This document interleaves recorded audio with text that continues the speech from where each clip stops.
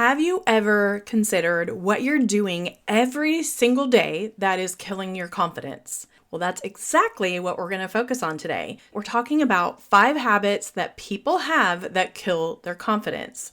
If you're working on your confidence, then you're going to want to pay attention to this episode. The great news is that you can take these 5 habits, work on the 5 habits, and increase your confidence really quickly. Welcome to the Crazy Confidence Coach podcast.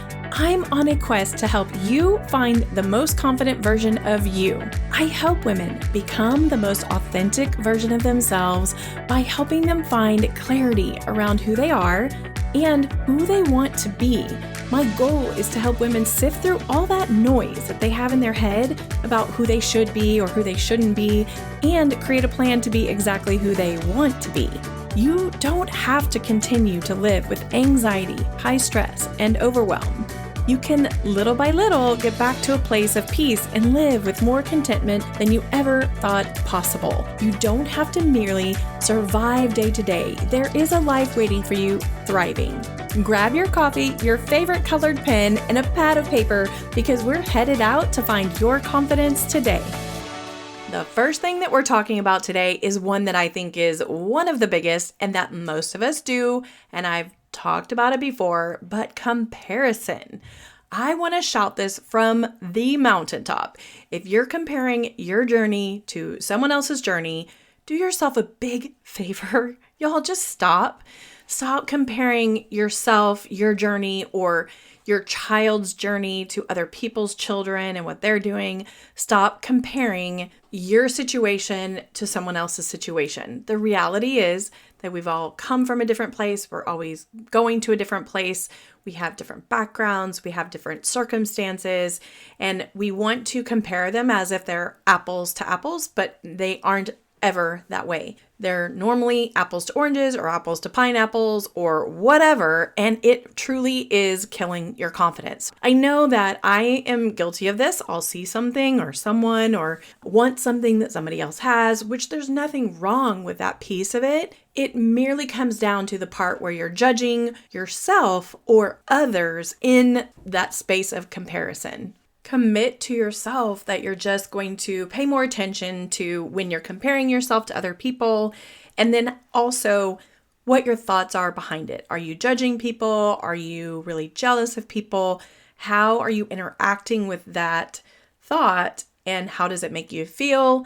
And then if it isn't making you feel great, then you know for sure that you're in the wrong space with it. So comparison can be a good thing that motivates you, or it can be something that actually strips you of your confidence and makes you believe that you aren't good enough, or you can't have something, or you are not worthy. So be aware of what it is that you're thinking about somebody else when you're comparing. All right? It's pretty simple, not very hard to change, because that awareness that you have when you start paying attention to it will help you stop doing it as much. So the next habit that is completely changing how confident you are about yourself is living with lies or half-truths.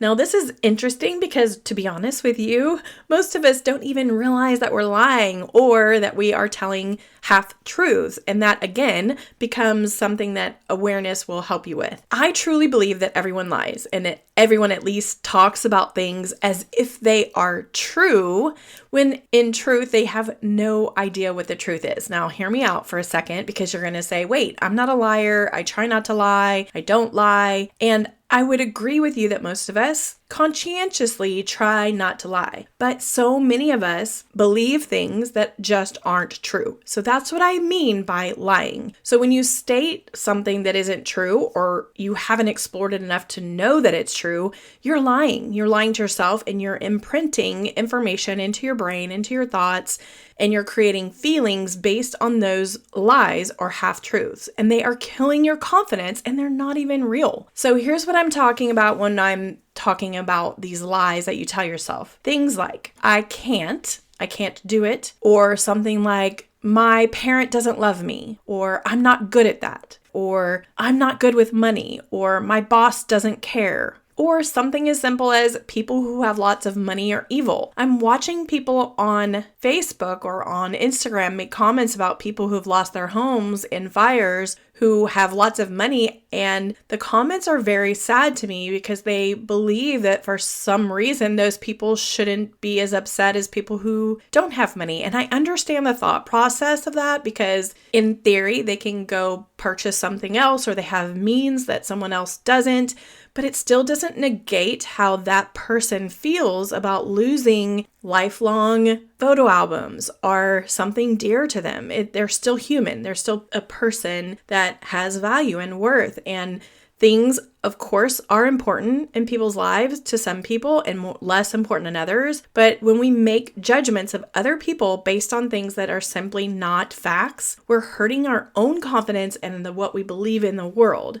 The flip side of that is people who think something as simple as poor people don't work hard. They're not hard workers. Well, that's not true either. There are so many reasons someone could find themselves without money. So consider all the thoughts that you have that you are thinking about yourself or other people that may not be true. And consider challenging thoughts that you make as if they're a fact. And see if maybe you can pick them apart enough to find out if they really are true. Because if they're not true, you're hurting your confidence in so many ways because your belief system impacts your confidence greatly. It's a hard thing to kind of teach in one little sitting, but I help people with this all the time who have grown up with a belief that maybe they're not good. I'll use myself as an example. I'm not good at technology, when in reality, it just takes me a little bit to learn it, but I'm great at technology when I learn it. But my statements, and you can hear them in past podcasts, I'm horrible at technology. That's just simply not true. I'm intimidated by technology, but as I do it more and more, I get better at it. So that's what I'm talking about when I say challenge the truth or the lies that you tell yourself. I'm not talking about overtly lying about something that you know is not true. Okay, I'll leave it at that and move on, but consider challenging yourself when you have something that you think is true about yourself. Challenge it. Start challenging these statements you make. Start really thinking about the things that are coming out of your mouth or the things that other people are saying that may or may not be true, and find out, are they really true? And I promise you, you will be blown away about how many of us walk around kind of haphazardly making statements that are not true. But those statements, those thoughts that we put out in the world are impeding our confidence, and they're impeding other people's confidence. So join me in this little new path that I have, and that is just challenging almost everything. You'll be surprised. I promise you will. The next thing is hanging out with the wrong people. We as humans are greatly impacted by the people that we surround ourselves with. So if we're hanging out with people who are negative, critical, or who actually just play the victim all the time, we tend to emulate their behavior or the way they show up in the world. So consider your top 5 or 6 friends and how they act and behave in the world. If they're complaining about the people they work with all the time, if they're constantly negative and giving you negative feedback, if they're always telling you bad things like you shouldn't go for something, if you're trying to do something big, bold, and audacious in your life, you want someone who's giving you a high five or who's willing to listen to you when you're having a struggle with getting to that big, bold, audacious goal. Consider that to be huge in your life. Your confidence, whether we like it or not, can be impacted by our world around us. You never want to be the smartest person in the room or the most accomplished person in the room, but you do want to be, and the reason I say that, let me back up with that, is that the reason you don't want to be that person is that you want to have a stretch. You want to be able to learn from the people around you as well. That is just a way for you to grow yourself, is to be around people who have done something that you want to do and maybe can be an example for you to live up to. So spend time with people who encourage you, who are different in the way they think, maybe bold, who really want to go for more, or at the very least are okay with you being bold and are comfortable with where they are and don't feel threatened by you increasing your value in the world. It seems very odd to say this. It seems as if we're trying to throw people out of our lives. And that isn't the truth. It's kind of a weird thought process, I think, for some people to go that direction. I'm the same way. I've always been a people pleaser in my life, and this is something that was really difficult for me to get better at. There are people that I love, and I love them as people, but when I spend time with them, they talk bad about other people, or maybe they're engaging in conversations that are not healthy. And I've just realized that me separating the amount of time that I spend in with those people, it is better for me and probably better for them. They're probably annoyed that I'm trying to avoid those conversations. So keep that in mind. Realize how much it's impacting your confidence for you to be around people who drain you or people who give you energy. All of those things impede your confidence. It can be very challenging on your self-esteem and on your self-reflection. Keep working on who you want to be and see if it's working for you to be around them. Are you leaving that time that you spend with them energized or depleted? And make a choice to be with people who energize you and support you. Energy and feeling energized and supported automatically feeds your confidence. So go into the world, you give out your energy and your confidence and share it with people. Be bold, lift people up, give them feedback if they ask for it. Try not to be critical. Try not to talk about people all the time. One thing that I have learned is that if you're spending all your time speaking about other people to your friends, then you're really not growing yourself. Find friends that you can talk about you and your own growth. Stop talking about other people and what they've got going on. It doesn't matter what they're doing. It simply is, unless you're asking questions for a reason to be supportive, just leave other people out of your conversations and talk about growth or talk about other things that you can talk about with your friends and your family and people that you work with. I think that it makes a huge difference when it comes to your own confidence, and you don't leave conversations feeling awkward or weird because you said something and you're worried about that information going to someone else. The next habits that I think people do that really influence their confidence and in a bad way is that they don't finish what they started. Now, usually when you don't finish what you started, it's because you have stopped when it got hard or it got boring. When you have a task or something that you want to do, when it gets hard, and if our mind tells us, oh, we can't do this, and we stop, we wave the white flag, and we don't get to the finish line, it's extremely detrimental to your confidence and to your trust to yourself. Pay attention. When you're not finishing projects or you're leaving things undone, how do you feel about that? What are your thoughts about you when you leave something undone, especially when you're leaving it undone because it got hard or boring? Hard and boring is not a bad thing. Hard, if you go through something and it's difficult and hard and you make it through it, you will feel like $1,000,000 at the end. If you do something even though it's boring, I can't guarantee you'll feel like $100. I laugh at that because my husband gets bored pretty easily, and he still does things because he loves me. He likes to do things with me, and I like to do things with him that may not be the most interesting to one another, but we do it because we care about each other. So think about, what are you stopping and not doing because it's boring or it's hard to do? The reality of this is that if you're doing that, it's because you're uncomfortable, and if you can learn how to be uncomfortable, this becomes one of the most important things you can do for yourself because it's a skill. Being uncomfortable and learning how to move through it is a skill that most CEOs, most managers, business owners, people who are in sports have to learn how to be uncomfortable. They have to work out and feel uncomfortable and practice and practice and practice.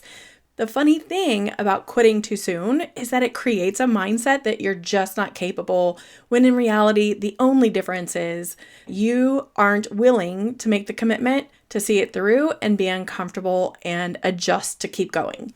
Learn to be uncomfortable and go at it anyway, and you will absolutely be more confident and more self-assured over time. The next habit that is pretty detrimental to your confidence is holding on to things that are no longer serving a purpose for you, and they no longer are valuable in your life for some reason.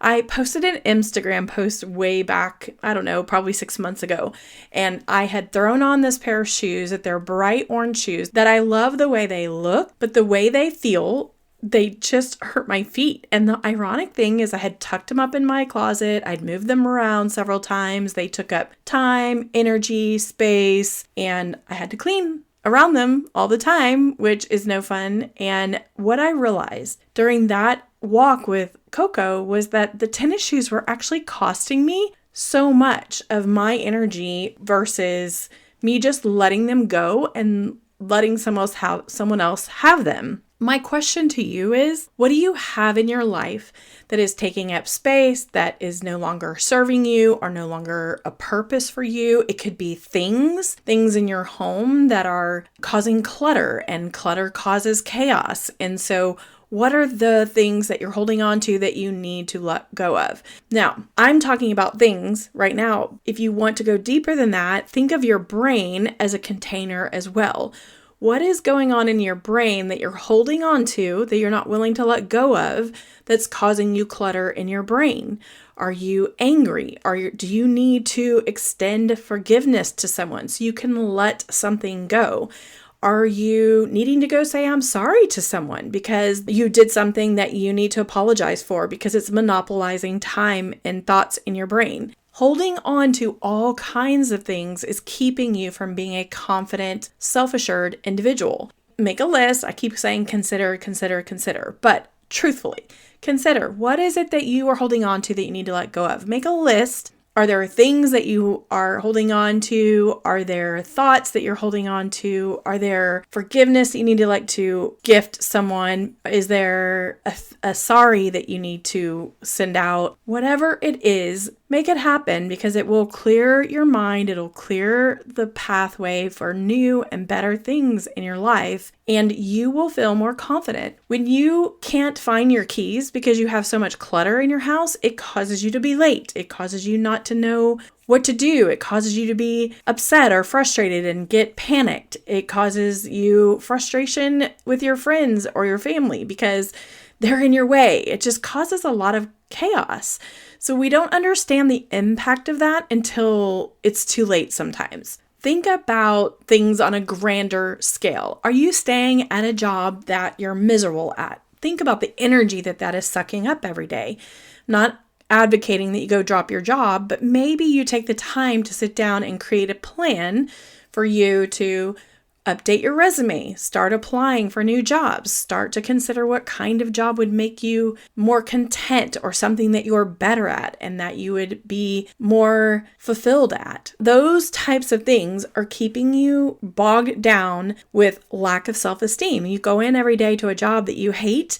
Maybe you have a couple of people at work you're not loving. Maybe you just are off for whatever reason. Potentially, it's just not the right space for you. It's not the right thing for you to be holding on. One visual I'd like to give you, and I've given this before, but if you imagine your hands out in front of you and you close them and imagine yourself holding on to the wrong relationships, the wrong jobs, the wrong stuff, the wrong things, you do not have space to open up to the right things. So you have to let go of the wrong things before the right things have a place to come to. Keep that in mind because if you're not truly committed to letting go, you can't truly be committed to receiving anything else either. When it truly comes down to it, confidence is something that is bigger than just a smile or how we dress or believing that you can do things. It's the everyday little things that we do that kind of chip away at, if you will, our confidence and how we feel about ourselves. It is super important to be conscientious. If you're someone who wants to be more confident and self-assured, it's important to consider all the things that are getting in the way of that confidence that you want to have. Be intentional. Consider the 5 things that I've given you today and just little by little start working on them and see how that shift works for you. See how that helps your confidence and how you show up a little bit better.